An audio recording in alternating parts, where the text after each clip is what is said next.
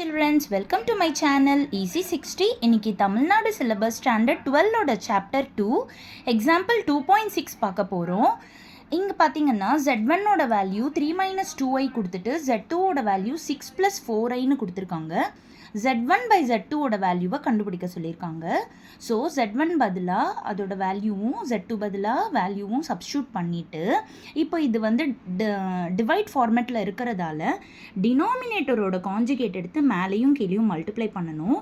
So டினாமினேட்டரோட conjugate வந்து 6 - 4i, that is இமேஜினரியோட சைனை மட்டும் மாற்றிக்கணும். இப்போ பார்த்தீங்கன்னா நியூமரேட்டர் மல்டிப்ளை பண்ண போகிறோம். 3 × 6 = 18. 3 × -4i - 12i, அதுக்கப்புறமா -2i × 6 - 12i, minus into minus plus 2i × 4i 8i². கீழே பார்த்தீங்கன்னா a² - b² ஃபார்மேட்டில் இருக்கிறதால அந்த ஐடென்டிட்டி அப்ளை பண்ணிக்கிறோம். இப்போது நெக்ஸ்ட் ஸ்டெப்பில் இந்த மூணுமே அப்படியே காப்பி பண்ணிக்கிறோம்.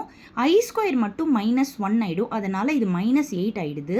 Divided by 6² 36. இங்கே i² பண்ணுறப்போ வெளியில் இருக்கிறது ப்ளஸ் ஆகிடும். ஸோ 4² 16. இப்போ 18 - 8 10 ஆகிடும். -12i -12i -24i ஆகிடும்.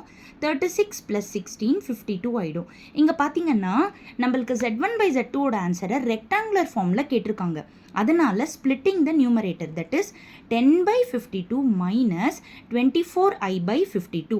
ஆஃப்டர் கேன்சலிங் நம்மளுக்கு 5/26 - 6/13i கிடைக்கும். ஸோ இதுதான் இந்த சம்மோட ஆன்சர். Thank you children.